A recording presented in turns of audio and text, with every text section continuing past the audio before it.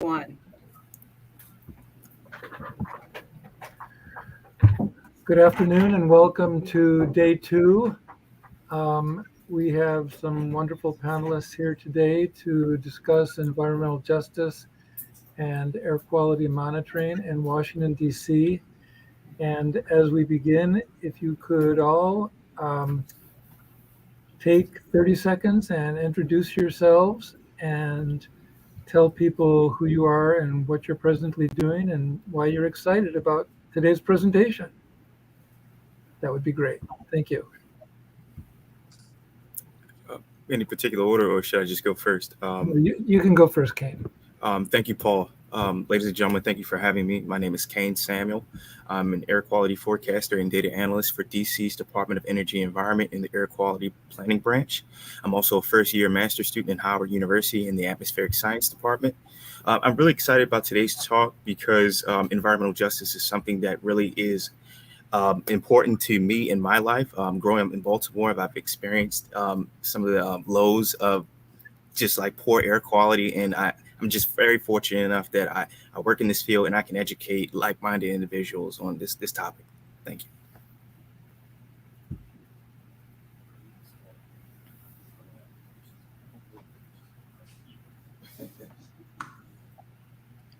Somebody go next. I can go. I'm Prashona Embry, and I'm the communications coordinator for DC Environmental Justice Coalition. So super excited to be here. I'm excited to have gotten into this work over a year ago.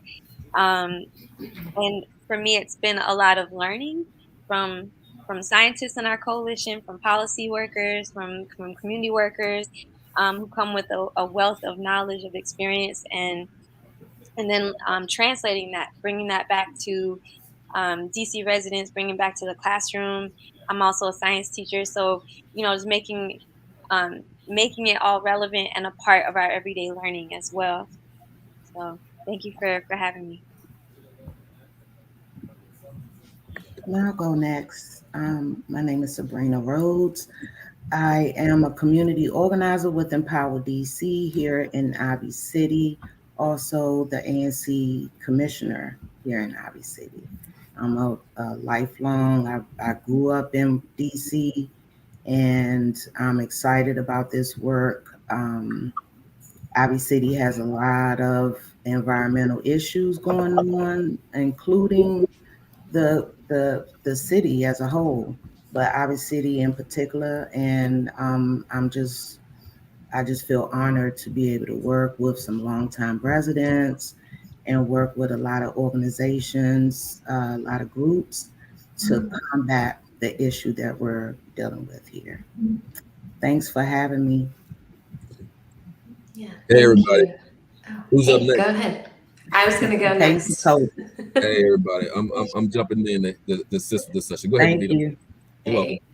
Hi, everyone. I'm Davida Herzl, and I'm CEO and co-founder of Acclima. We took a very sort of crazy route to this moment. So I'm actually in San Diego right now, where I grew up. I grew up near the border, but now run our company in the Bay Area, and we have Acclima now doing good work all over the country. Thanks to our partnership with the EJ community and the work that we've been doing together, which I'm so proud of. It has taken us about 12, almost 15 years to build this technology and these capabilities, which I dedicated sort of those years of my life to building, because I thought it was absolutely essential to fill in the data gaps. That data is just one piece of the solution. The community advocacy and all of the amazing policy work and everything that's happening around and in this space are critical. But I came to the realization several years ago that data could play a very catalytic role in empowering and supporting the change we want to see, that we all want to see, on behalf of communities that have been sidelined. And so we're very proud to be working in DC right now. The first place that our technology has been deployed in Washington, DC is Ivy City and 2 other communities. And so I'll be excited to talk through the work that we're doing there, and pretty soon to share the initial results. So excited to be here. Thank you so much. Thanks for that, the introductions. And I think for me, being the moderator, I won't talk too much, but really excited to see the work that's happening in DC, and really these new partnerships that are basically developed over time. So the first question to kind of dig in and talk about the set the table and what's happening. Can Sabrina, can you talk more from your perspective about what are the core environmental justice and air quality issues that your community's been experiencing and dealing with, over the last 5-10 years or so? Well, the core issues is, first of all, there's a chemical plant here in Ivy City that's been operating since the 30s with cancer-causing chemicals and no air permit. So that's first and foremost. Then we house over 50% of industrial polluters, which is businesses. The businesses that's city businesses, the districts, industries are housed here in Ward 5, and Ivy City and our neighboring community, Brentwood. We carry the brunt of those industries. So the pollution is coming from a lot of the idling, a lot of the this chemical plant here in Ivy City, and the businesses that's doing industry things that are getting into our air, getting into our water and soil. Okay, thank you for that. Kane, do you have slides you want to share to kind of talk about, before you share the slides, DOEE is, of course, as everybody knows, is the regulatory agency for DC. But can you talk about, in your presentation, what's happening in response to some of the issues Sabrina outlined and some of the other communities that are dealing with traffic-related pollution, major mobile sources, also stationary sources. So I'll go ahead and pass the mic to you. Absolutely. Thank you for that, Dr. Wilson. So I do touch on all of these issues in the PowerPoint. So did you want me to go straight into that, or? You go ahead. Yes, sir. Go ahead. Okay. So first and foremost, I want to ask, do I have control over the slides, or is somebody going to like move them? Either way is fine with me. I just want to know. Paul, you're on mute.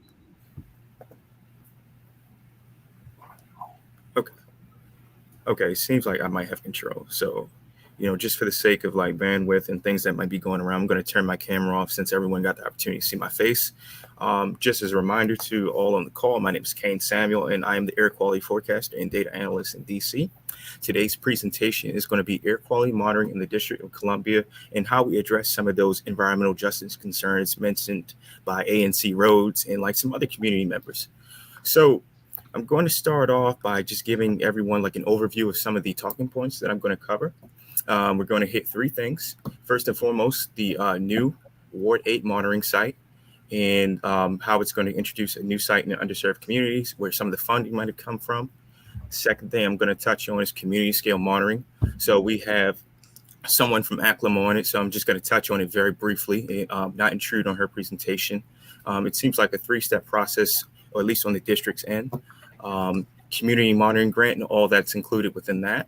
And, talk about a little bit of low-cost sensor deployment. I know we have like a lot of social scientists, community advocates, community stakeholders, and, as technology evolves, more people are empowered and have like the science in their hands. So I kind of want to just touch on that and maybe like some how-tos and maybe like, best practices when using these devices and how you can get some meaningful data and communicate that with the public.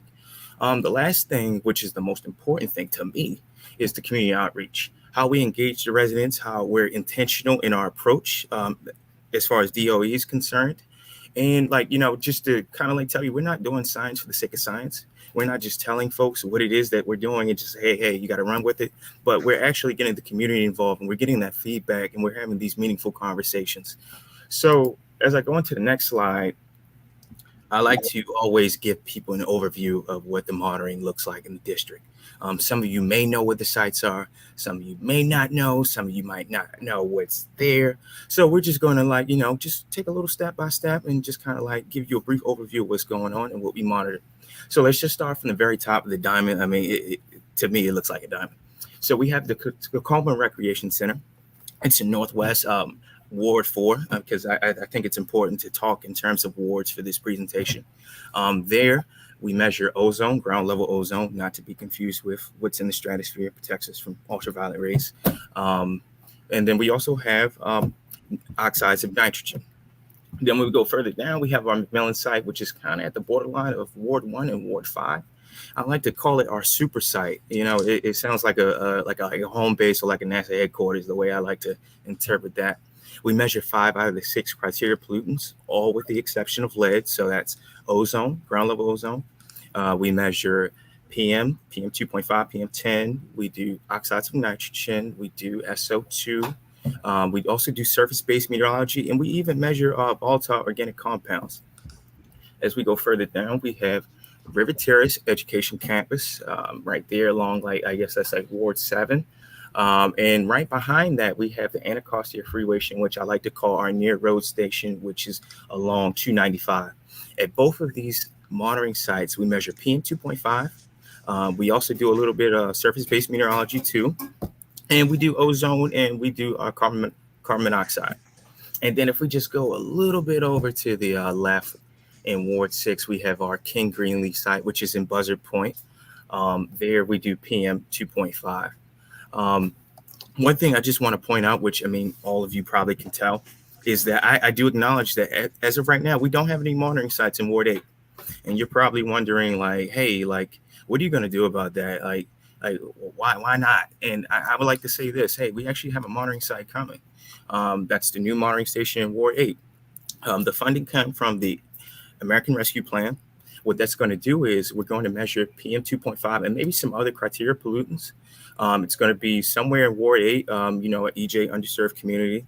And one reoccurring theme throughout this presentation is we're not just deciding this on our own. We're getting a lot of community involvement, and we're doing this through a means of a community forum. So about like a month or so ago, we had a community forum where we invited community members and stakeholders to participate in the selection process for where this monitoring station is going to go.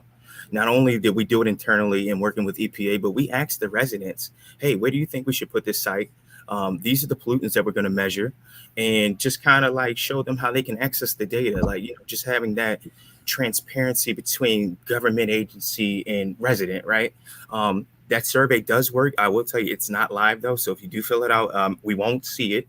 But in there, we kind of ask people, like, what are some of their issues they may have? What are some locations for the next monitoring station that they would like? And we came up with like quite a few places. We still haven't pinpointed it yet, just because we're just trying to make sure we have that community involvement. But once we decide that, we should have something like, in place, or at least like, starting the building of that by this winter, right?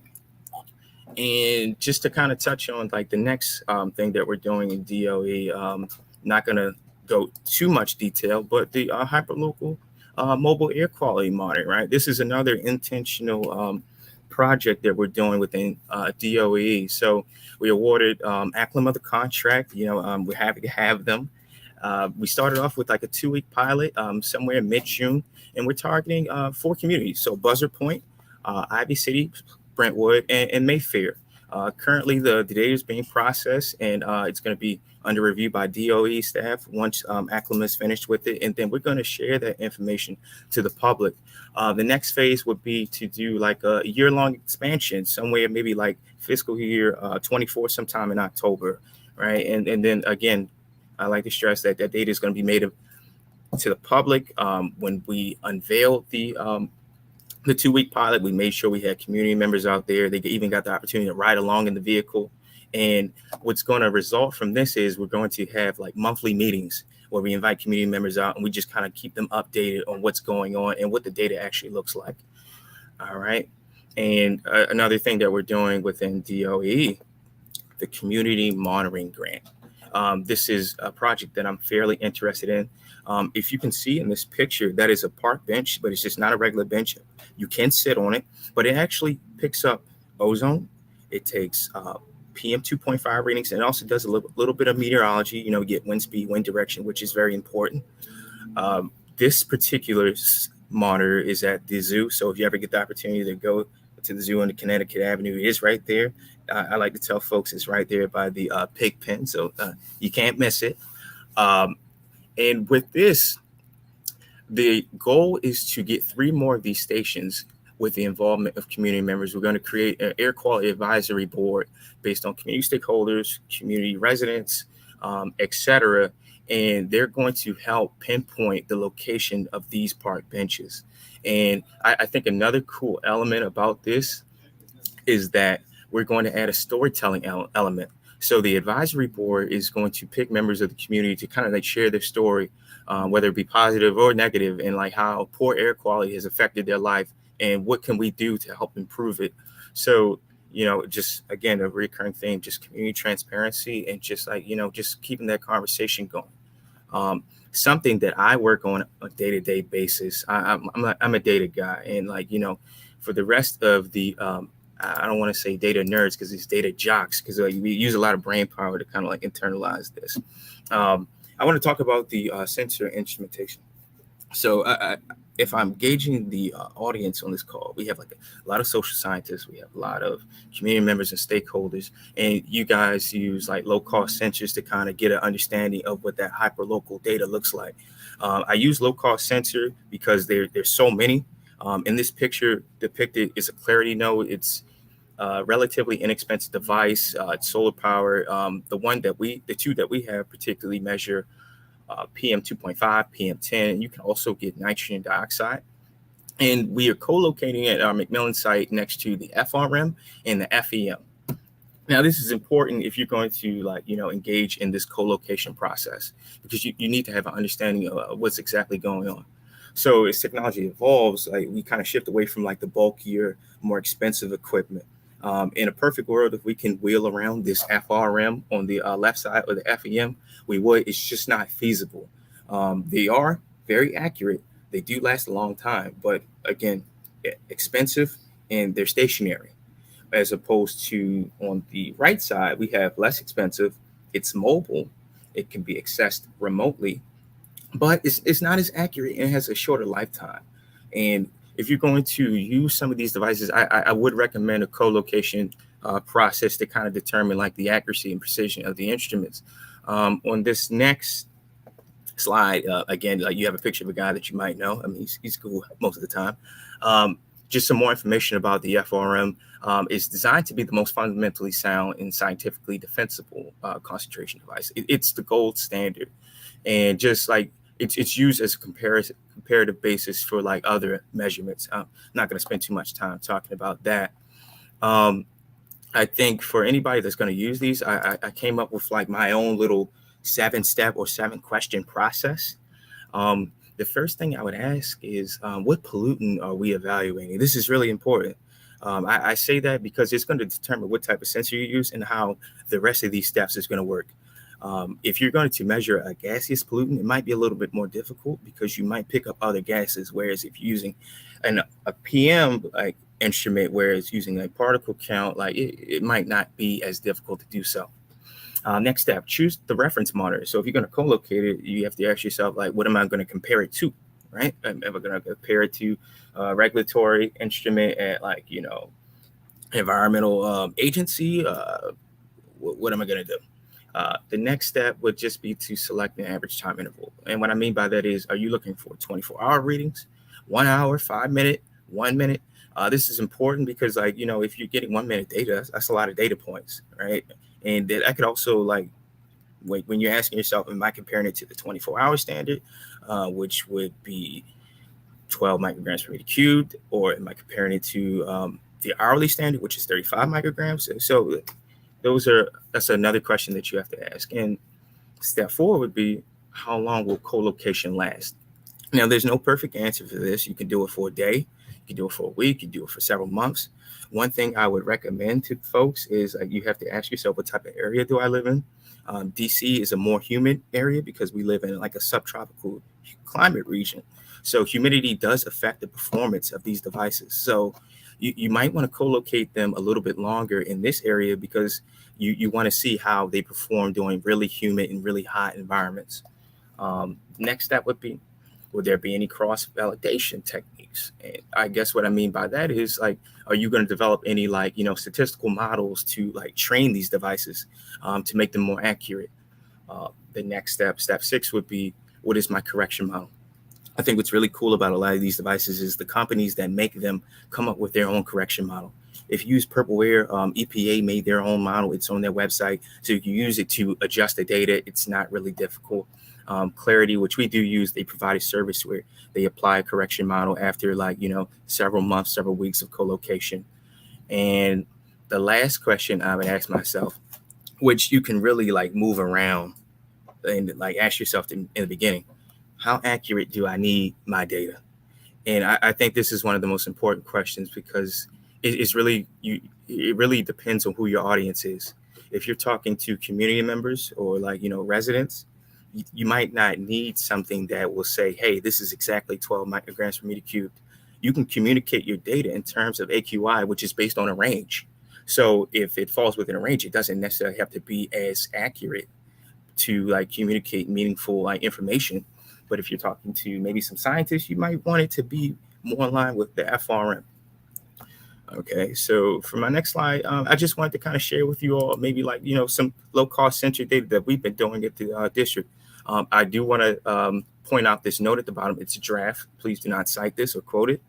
Don't ask me for it because I won't share it.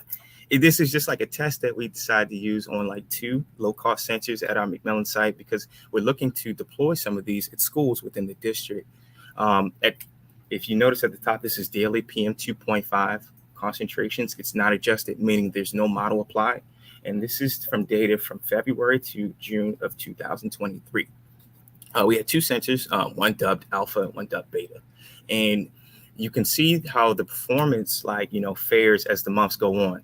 That blue line is a line of best fit.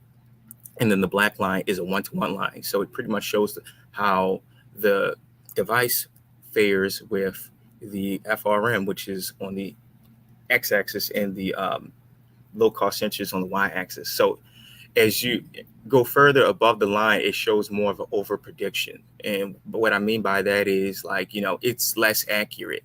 But as you get closer to like, the summertime, you see the performance tend to increase for the device. And I'm going to touch on that in like about 2 slides. The next one shows the performance after the model is. So you see for months of like February through April that once the model has been applied, you see an improvement of performance. But one thing I want to point out that you probably can see is you see a drop off as the months go on. And yeah, as the months go on, like during the summertime. Okay, want to make sure I'm good on time. Last couple of things we're going to talk about is just like the preliminary analysis. So long story short, we see that the performance of the clarity, of the low-cost sensor changes based on what the model is. So we noticed that the model does a good job at correcting the data during low pollution events. So like during the winter months. But as temperature and humidity tends to increase, we see that it tends to over-predict under-predict once the model's been applied. And just to provide you with some values, you see that before it's been adjusted, both alpha and beta are reading 176 and 180 in comparison to the FRM, which is 120. But once the model's been applied, they're both giving readings of 55.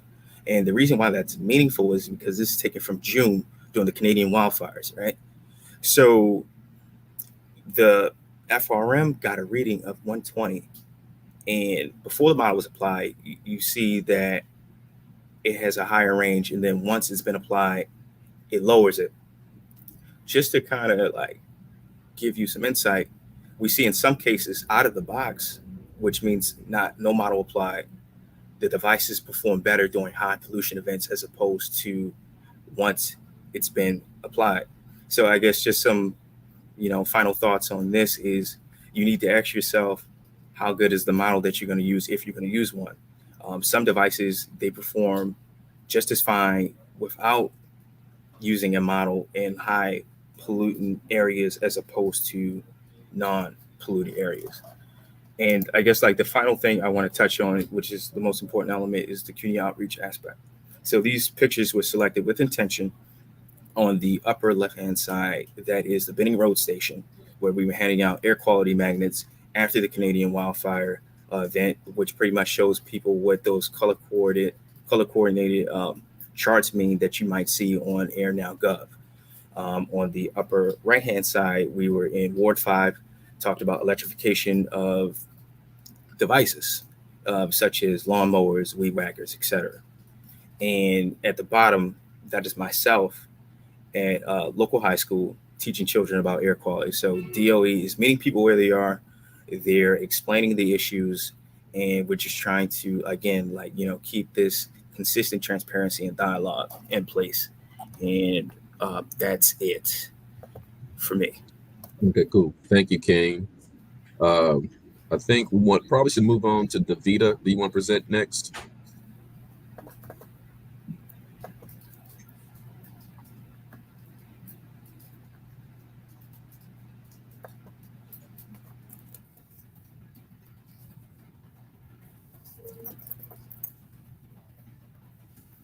Oh, Davita, you're muted.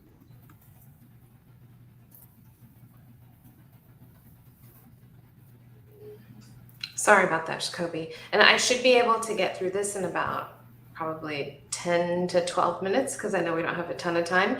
But I will walk us through sort of what we're doing in DC and then show you sort of what our platform looks like. So in DC, we were approached by community members and the regulator. And so we're actually doing a project in DC in partnership with the regulator and members of the community. It's really powerful when all of the stakeholders come together this way and they guide us in what we're doing.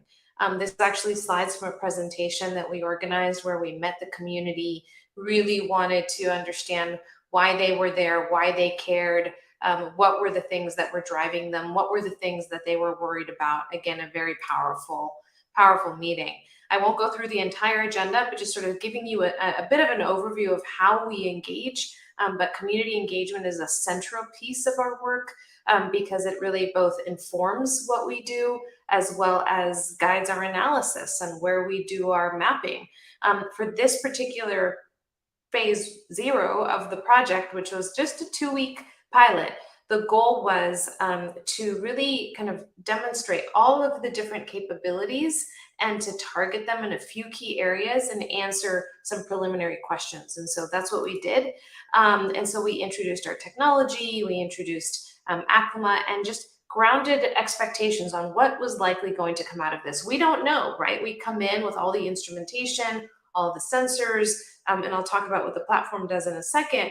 But when we launched this, we launched it with representatives from the White House, from the administration, which were super exciting. And so we've gotten a lot of support and a lot of excitement about this work. But this is really what it means to do community grounded work that is bringing the best possible technology to the table. We are not FRM, but we are sort of the next best possible technology to measure these kinds of pollutants. And so just to talk through what we're doing, we're mapping block by block across, we're mapping air pollution and greenhouse gases block by block across Ivy City, Brentwood, Mayfair, and Buzzard Point.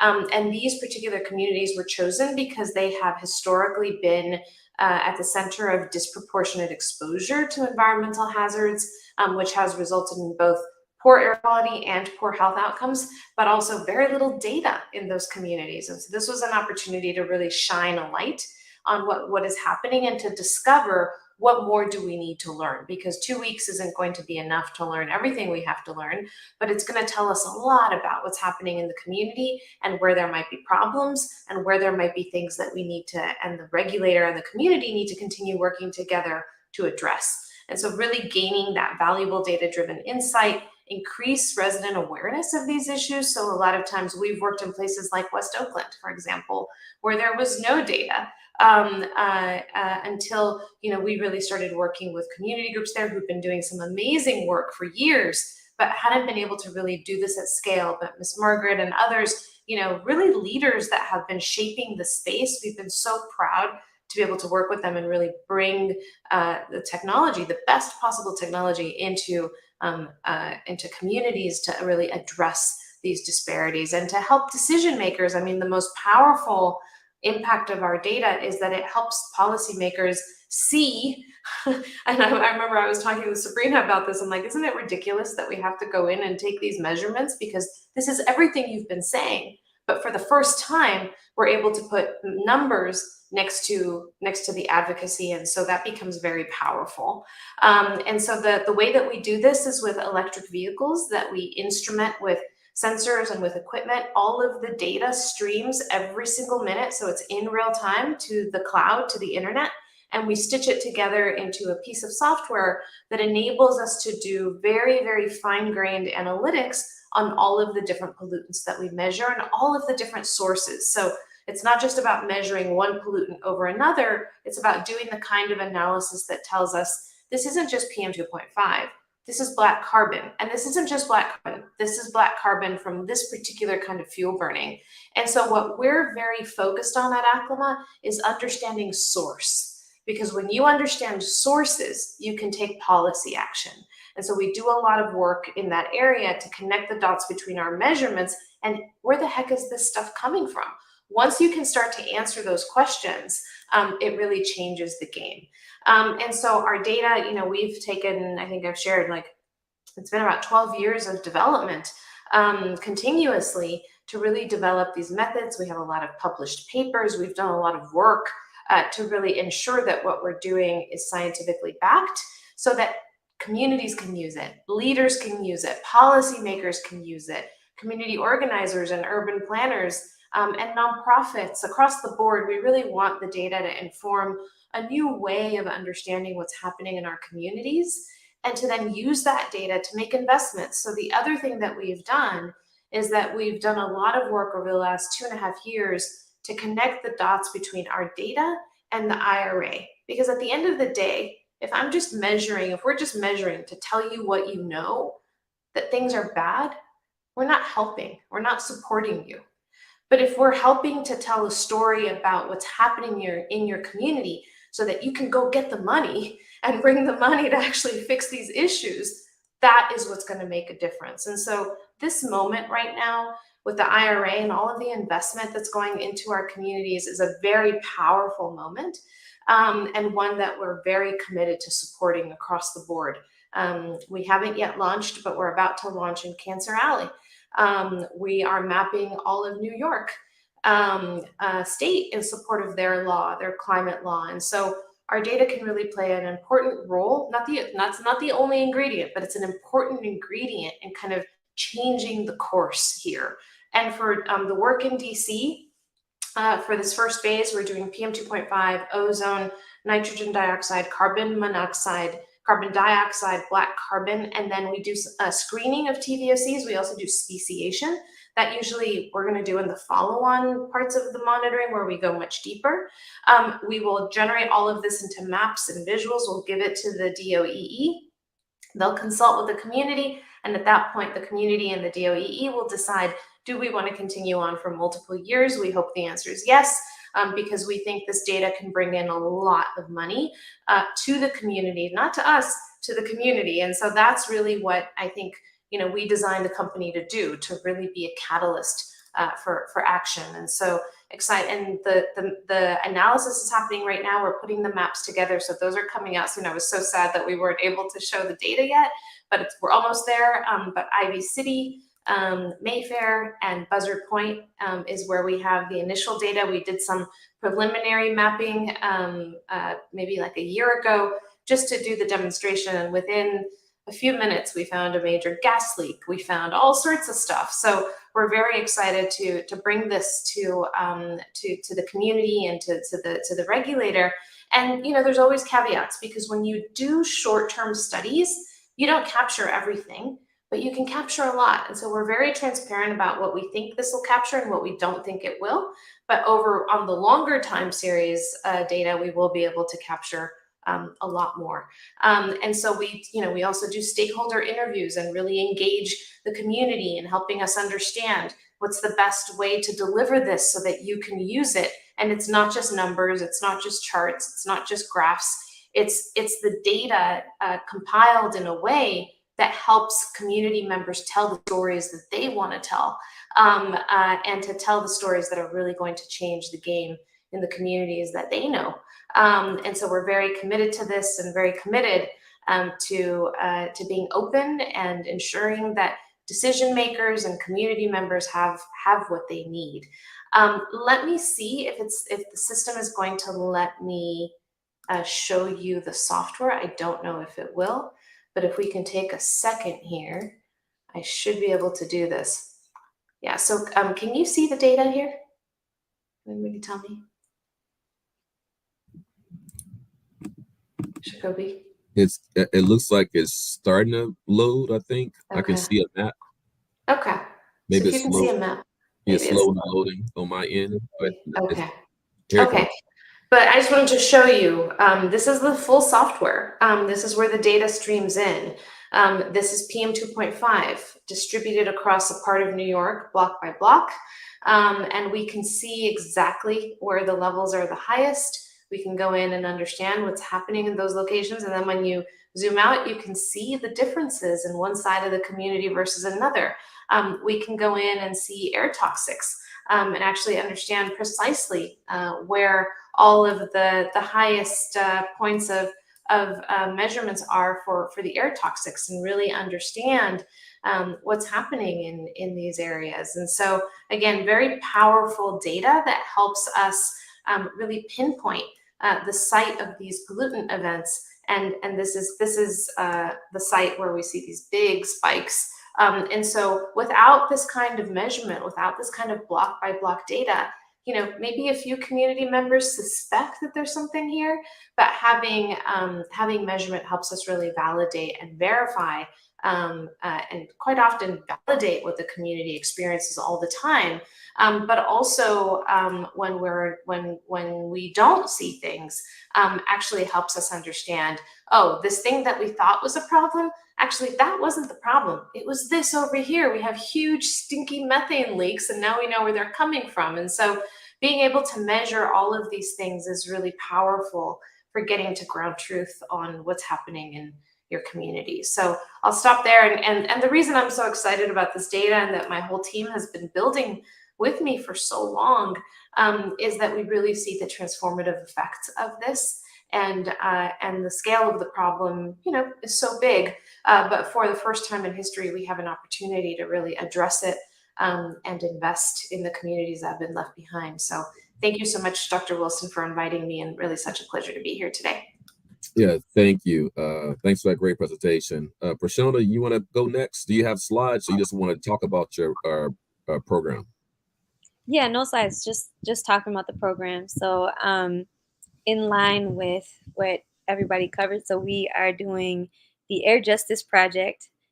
We started this summer in July. We recruited ambassadors, air ambassadors from each ward in the district, and now we've become the squad. So we've been learning all about air quality. So it started with Ade and I, who's our local scientist from American University. She installed purple air monitors in each of our ambassadors' homes, so they can track their own air quality, like in their neighborhood. And Ade will be compiling all of that data to show them in October the results of our program. And we've been meeting with scientists, with policymakers, with community workers. Sabrina was super, super supportive, and offered us a lot of data from Ivy City. We've worked with Mike from Energy Justice Network, and he's given us a lot of data on landfills and incinerators and their impact on the air quality in Virginia specifically. That's where DC dumps our trash, and 9 landfills and 1 major incinerator in Lorton. We've worked with Barbara from Beyond Gas in the Sierra Club, and learned about the dangers of gas stoves, and just a number of folks in the community who are experts in their field and compiled all of this information to spread awareness to our ambassadors. So we did it in a series of, I believe it was about 4 or 5 workshops.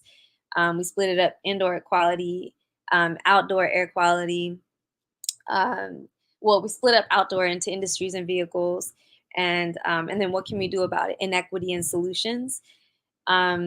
So from all of that, they just trained in it and became sort of masters of a lot of the material. And then they hosted their own Clear the Air workshops, is what we called it, for their communities.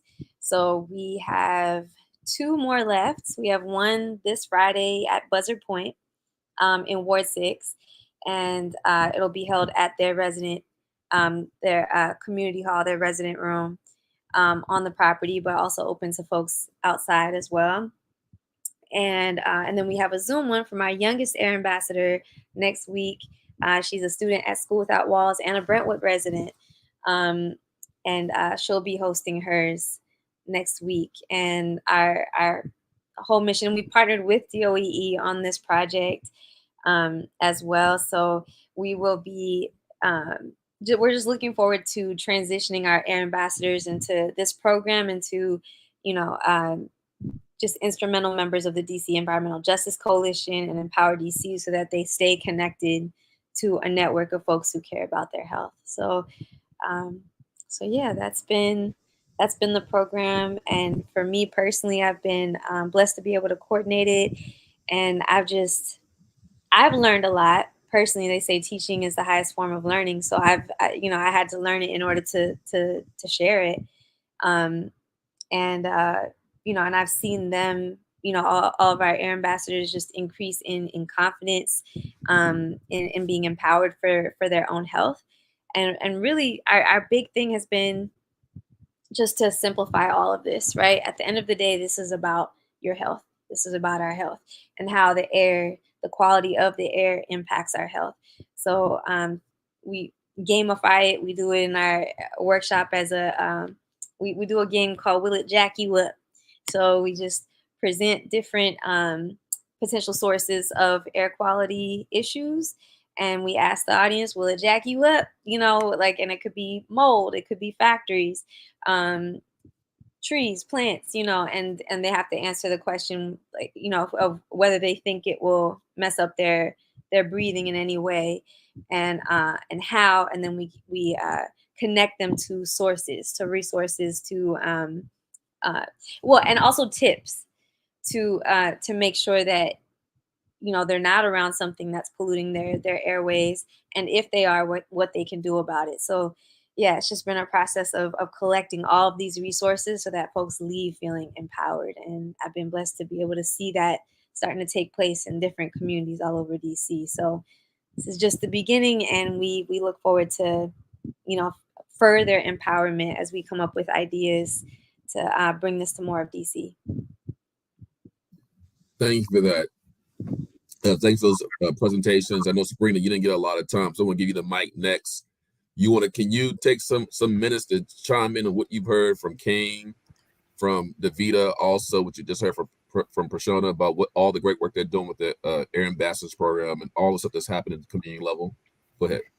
Yes, I wish I had several hours to go over that, but what's very important is that we simplify the data. Like Davita said, they go from block to block doing the monitoring versus DOEE needing several monitors and have to come up with a right monitor for a specific toxin.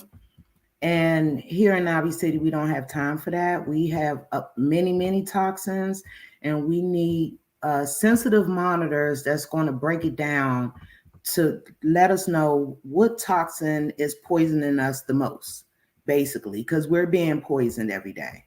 And with the community, the community's knowledge, like Prashona said, they are breaking everything down so that you can feel empowered. The community needs to feel empowered to know that they can take care of their health. They are aware of what's going on in the community, in simple terms. And sometimes when you come into the community with a lot of numbers and a lot of scientific language, you will lose us, me included. You will lose us. And so it's very important that we have support when it comes to gaining knowledge about what is being done in our community, who is poisoning us, how we're being poisoned, and at what levels. That's very important. And so I'm excited to find out about the results from the Aclima car. I was one of those that was able to get into it and drive around, and that was cool. That was super cool. The air ambassadors, I saw them from day one, and then as weeks came along, like she said, they were very confident in the knowledge that they were sharing actually to some youth from Ivy City, some youth leaders in Ivy City. And when I heard them, I was like impressed. I was very impressed because the issues that's going on in Ivy City is going on in Ward 5, ward wide. And if once we have the knowledge, then we will have the tools to fight, and we'll know who to fight and how. And again, I'm excited about the Aclima car with NEP, this chemical plant. Again, they've been poisoning Ivy City for almost 100 years with no air permit from the Air Quality Division of DOEE. So DOEE will need to come with some monitors that is sensitive enough to pick up all of these chemicals, all of the compounds, and at what levels they're polluting the community.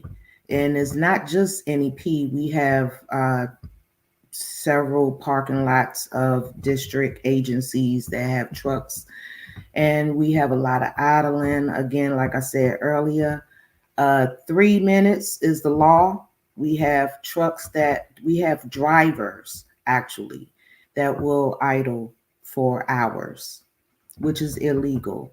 And these companies that are allowing this to happen, there should be consequences. And apparently there's not.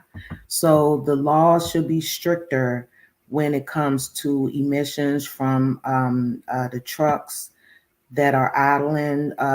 We need consequences for these businesses from these agencies that are allowing their employees to idle with saying nothing, or maybe a slap on the wrist.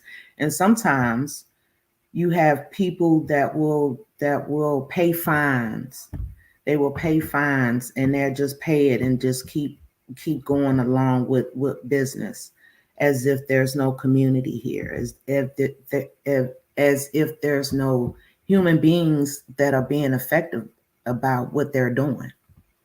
So yeah, I can go on and on. I can go on and on and on. But right now, I'm excited about seeing the results. And I'm also excited about the EPA.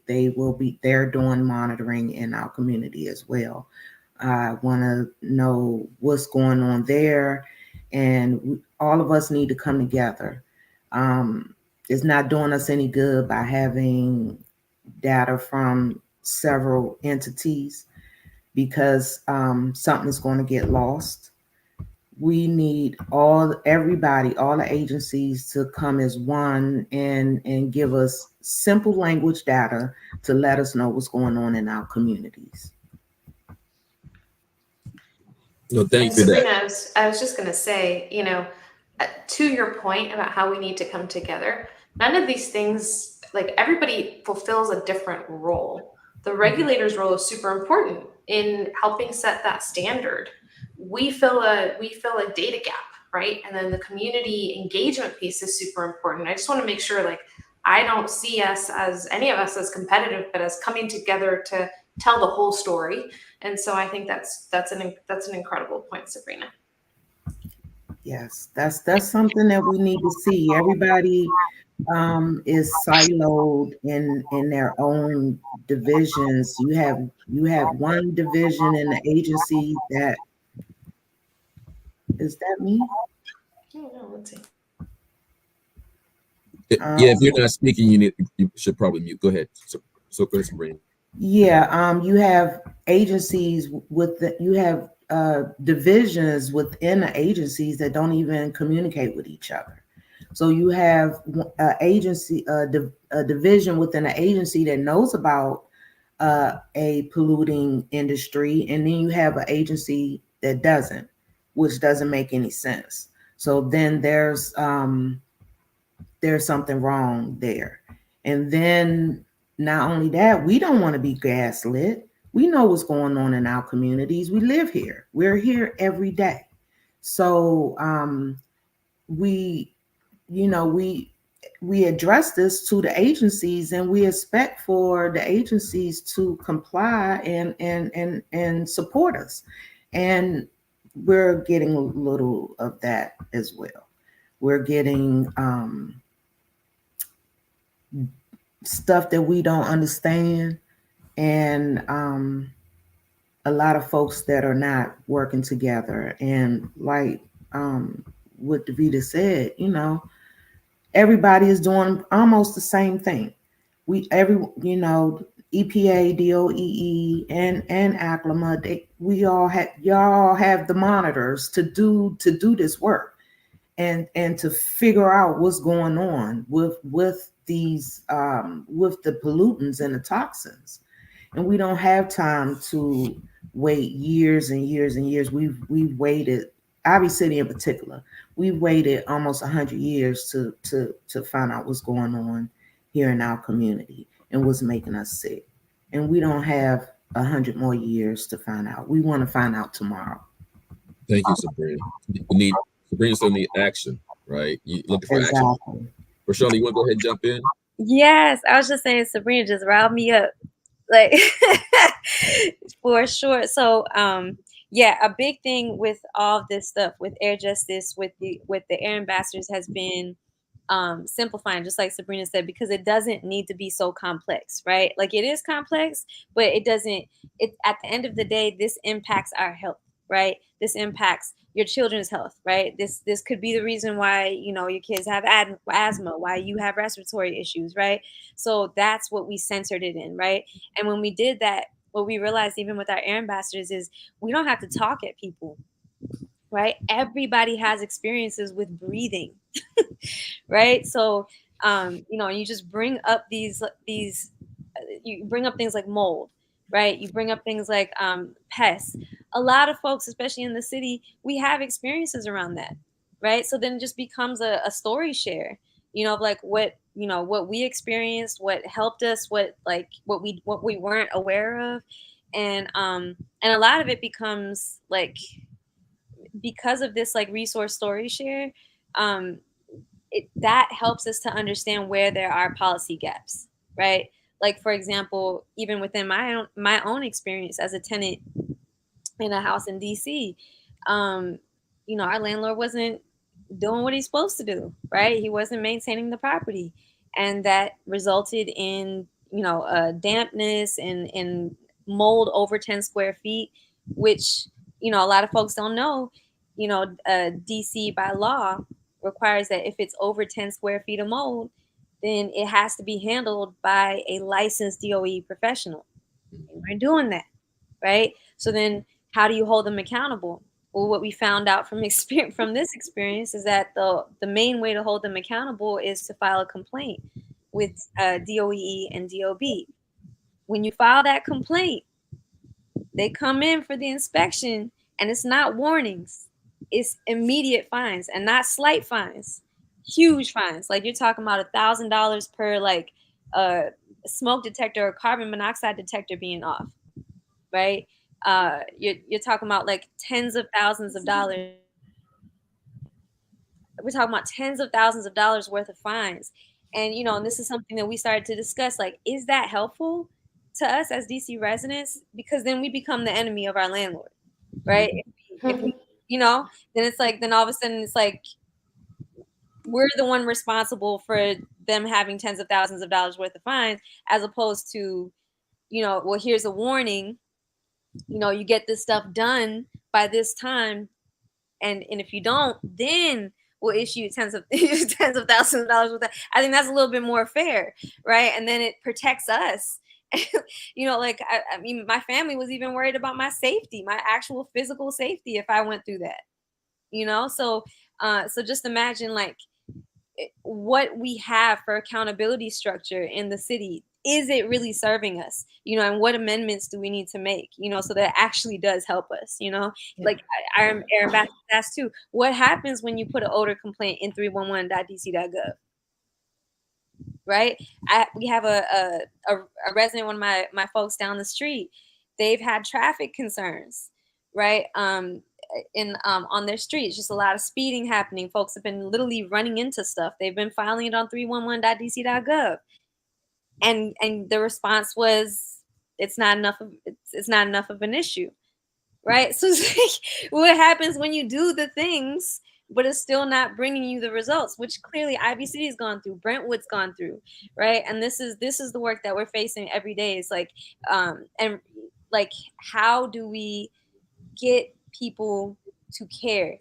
And the big thing that we've seen is that start with your breath, your kid's breath, and then go from there. Not like showering all of this like scientific data like all on people, because it's too much, right? We get overwhelmed. It's information overload, right? At the end of the day, how are you? How is your health? And what in the environment could be impacting your health? Yeah.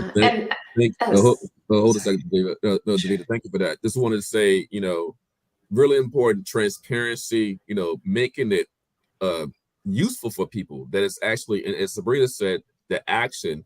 And Prashona just gave a lot of examples of if you a lot of the process, right? You talk about process, nothing happened. Or how can you support a less adversarial approach to dealing with rental properties, landlords, to making sure that we support them too.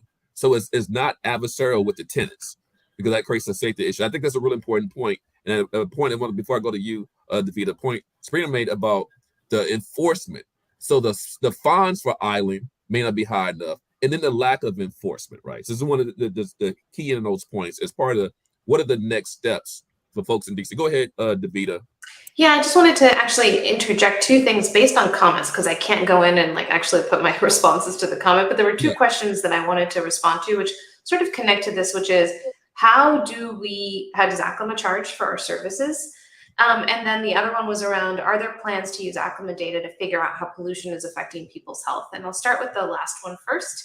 But basically, or I'll answer this question. Basically, the way we do things is when it comes to community groups and nonprofits, we don't want to charge. And so we've actually created a fund where we provide community grants to be able to work with our data, to be able to work with us, to be able to do research. Because my goal in starting the company and what we're doing was to bring the best possible technology. However, if we're working with a regulator or with a big agency, we obviously need to get paid for that work. It helps us fund our community work. But in New York, we just gave out a lot of grants. We do this everywhere we work. And so we do charge for work that we're doing with government agencies. But communities, we really try not to. And then we also do a lot of cooperative grant applications. So we'll get approached about an opportunity, and then we will throw resources at it, do the application, do all that work to bring in the money, and actually support our community partners. So just wanted to address that question. With regards to health, this is the single biggest question, and the thing that drives me and drives us the most. There has not been enough, actually. There's been a lot in the academic community. There hasn't been enough translation of that work into the regulatory community, because we're still tied to the existing and the older standards. But I think that there's a big movement right now underway. Earlier in the year, the White House featured our work across multiple different initiatives, looking at the connection between our hyperlocal data and heart attacks, our hyperlocal data and birth rate, a lot of different things that we've studied over the years. Not that we've studied, we've handed the data over to scientists for free to do this kind of research. And we love doing that because that is actually what changes policy and what changes the rules. Because at the end of the day, if you're busy with your life and doing what you need to do, you're relying on government, on regulators to do what they need to do to protect. And oftentimes they're actually missing the science to connect the dots. And so we want to support those activities as we're doing all those other things. So we do a lot of work on the health side. And I think the thing that helps us a lot on health is the fact that we're doing these measurements at literally an address level. So we know, right, when we see certain health outcomes and we see our pollution data, that those two things have a connection. We leave it to the health scientists to make those connections, but we definitely generate the data at that resolution to support them. Thank you for that. I think what's important out of this session is, again, these partnerships and making sure the science and the research is responsive to the needs of communities. Hyperlocal air quality monitoring is responsive to the needs of communities, right? So I just wanted to make that point. Kane, we have a question for you in the chat regarding standardizing the readings with increased background pollution, like the recent Canadian wildfires for Ward 8. You got no previous readings to refer to. So how do you standardize the readings? Okay, so I saw 3 questions from James. So before I went on, I just wanted to make sure I understood what he meant. So how do we quality control the instruments? So we send a team of scientists into the monitoring stations every week to perform a QA, QC. Most simple way to explain that, they take an instrument, they shoot a certain amount of whatever pollutant it is to the instrument, making sure they're getting exact readings. So basically, if we're saying that this analyzer reads whatever amount of ozone, is it actually doing that? And we do it on a weekly basis. As far as the monitor, not having a monitor in Ward 8, that is correct. Part of the reason why I mentioned the low-cost sensors is because we don't have monitors in Ward 8. So I'm actually in the process of testing several different types to deploy them in Ward 7, Wards 8, Wards 5, places where there are identifiable gaps in our monitoring network. And I'm just trying to get them as accurate as possible so we can pick up on that block level hyperlocal air pollution that has been mentioned throughout this conversation. Good, thank you for that. So couple any other questions from any other questions from the audience? So I think Kane, you mentioned, I believe Davida mentioned as well, I'm not sure Sabrina mentioned it, but one big issue in a lot of communities in DC is black carbon. So Davida just talked about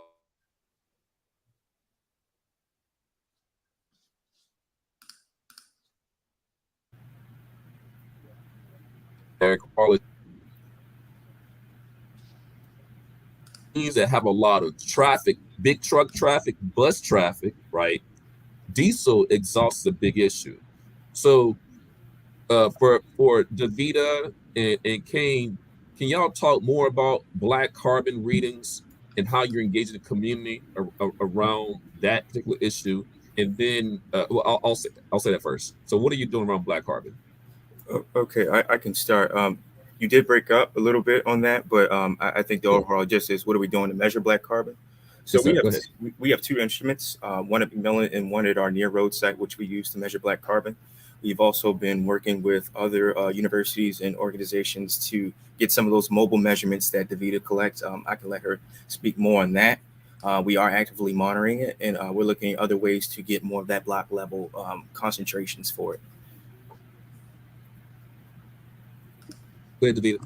Yeah, and what we're doing is, so we have black carbon instrumentation in the vehicles, and those vehicles are mapping. So we are generating second by second measurements of black carbon. We stitch that data together. We combine it with other signals to understand what the potential sources of black carbon are. So for example, we do work in places like Los Angeles or other places where there's a lot of diesel. And so we look for co-pollutants to then mark the data and say, okay, the most likely source of this particular black carbon is diesel or other sources. And we work with the community to really understand the patterns of diesel contribution in their community, and we can better understand through those conversations, where are the hotspots, where are trucks idling, where are things that you're concerned about that are coming from this source. Can I address? I think I saw a question from James as far Go as ahead. like Davita's validation of the data. So I want to let folks know that we are working together. DC awarded Aclima the contract to conduct this hyperlocal monitoring, and we do have the instruments, but Aclima is validating some of their measurements with our instruments. So when they're routing the vehicle around, they're going past our FRM, our FEMs, and we're comparing the data together to make sure that it's accurate, right? So that's some of that collaboration. We're partnering together to put on these community forums. We're working along with EPA to make sure that the community is engaged and involved. So I would say that we aren't necessarily siloed. We are actively working with together to address community needs. Yeah. And we identify these issues together, right? And so we see tremendous value in that partnership and we do this everywhere we work, in partnering with the regulator, because their data is the gold standard, and so we can use that to really ensure that our data is meeting the highest possible levels of quality, and that they're able to make decisions based on that data. And so it's an incredibly important part of the analysis. There's a couple of other questions around, is our data going to be available for academia or for the public? We always have public portals, and then we also have a program where we provide data to researchers for publication to advance the science. So there's a whole program on this, and I'll make sure, Shakobi, that you can post that information to the site. No, thank you for that, Davita. And just to chime in and add to this part of the conversation, this should be the model, one of the, I think, best practices moving forward. Community, kind of business. I'm gonna say business, social benefit business. I think Davita, you may have said that earlier. Yeah, we're a public benefit corporation. Public benefit. Sorry about that. Public benefit corporation. A different type of collaboration, right? So academia, it's great to have academia involved as well. But I know that was mentioned by Prashona, and of course we've been engaged with some of the work. But having a business partner who is nimble and agile, and in some ways bringing the innovation into this space. I don't mean innovation as we're curious about this problem, we're going to find a new technology. No, innovation that makes sure, actually, as Sabrina said, we get to action. Get this data to action. So using innovation and get the data to action. So I think this is the best practice. One of the things I wanted to follow up on, I'm not sure who wants to chime in. It could be Sabrina. Maybe Sabrina Prashona could chime in first. When we talk about all this money that's coming down, Sabrina, you're ANC, and then interventions around, charging stations, distributed grids and all the other energy grid stuff, electric vehicles. How do you see, is that part of the solution, y'all? Sabrina, and maybe go first, Prashona go second. Is that part of the solution? If that is part of the solution, what's happening in DC to make that happen and to bring the just energy transitions? Because everybody knows justice is the wars we're talking about, right? Go ahead, Sabrina. To me, is not making things EV or electric. No, we need to get to the root of the problem. We need to get to the root of the pollution. Just making 10 buses electric is not going to solve the issue. Just having half of having the Amtrak train electric and then the CX train diesel is not the solution. We need to cover all avenues and get to the base, the root cause of the pollution, and then work on the electric vehicle situation. I mean, I'm for electric vehicles, but just having a few electric vehicles here and then having diesel tractor trailers here and then maybe some electric cars, that's just it's not working out. That's not going to work out. It's worse than a Band-Aid. I hear you. Exactly. Prashona, you want to chime in? Any thoughts? Yes, definitely. Yeah, so there's so many components, right? Like Sabrina mentioned with the trucks, the buses, that's one. So in the case of right now, Shepherd Parkway bus terminal in Ward 8, they are not getting electrified, right? They're staying as diesel buses, right? So whereas other wards are electrifying. Inequity, right? Why is that happening? So if we're gonna be about solutions, let's be about solutions across the board. Let's not do this like inequity game and then see if anybody catches it, and if they say something, then we'll address it. Like if we're doing electrifying, let's do it across the board. You know, so and also I think it definitely is a lot of education. Like even when it came to idling, I definitely didn't know. Like a lot of our air ambassadors didn't know. So that even yesterday I was with my neighbor and he was talking to me in his car and I was like, oh, you might want to turn that engine off because that's gonna come back to you. And he turned it off. There's a lot of there's a lot of education involved in knowing what to look for, right? We shouldn't be seeing trucks out there idling. We shouldn't, if we smell something, like some of our air ambassadors mentioned this over on Southern Avenue. A lot of them had been smelling something off for weeks. Every time they come to Southern Avenue, well, boom, that's an odor complaint. Things like this. And honestly, as a teacher, what I see is that a lot of this stuff really does need to be taught in schools. That's where a lot of our young DC residents are spending most of their lives in, right? And as opposed to doing these science labs that are not necessarily relevant to our everyday living, right? As fun as they might be, pushing for relevant science, things that will actually help us to live in the city and live with one another. That's my thoughts right there. No, thank you. I'm gonna have to close us out, but I just want to thank you for that last comment about a couple comments about education and making it locally relevant education, bringing the outside into the classroom and having it be solutions focused, right?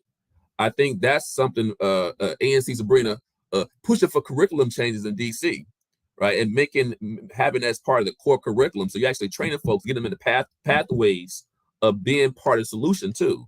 I mean, I think that's something we can all work together on. I think having DOE on this panel, ACLMA, there's all kinds of opportunities to engage young people. Have your air ambassadors, have climate ambassadors, get funding for it, and then making sure they actually are out there actively doing monitoring, but activating that data for social change. So I want to thank the panelists. I know we had a couple hiccups with this 3 o'clock slot. Thank you for your patience. I really appreciate all of you as colleagues, friends doing this work. Looking forward to hearing more about the collaboration between the community, between the government, and between the business. So I think again that's a best practice. And looking forward to hearing more about the success of this collaboration, and want everybody to take a little bit of break and join us for the 4:30 closing session. I think I'm gonna say it right. There's EJ Gold up in them hills. Y'all know I came up with that.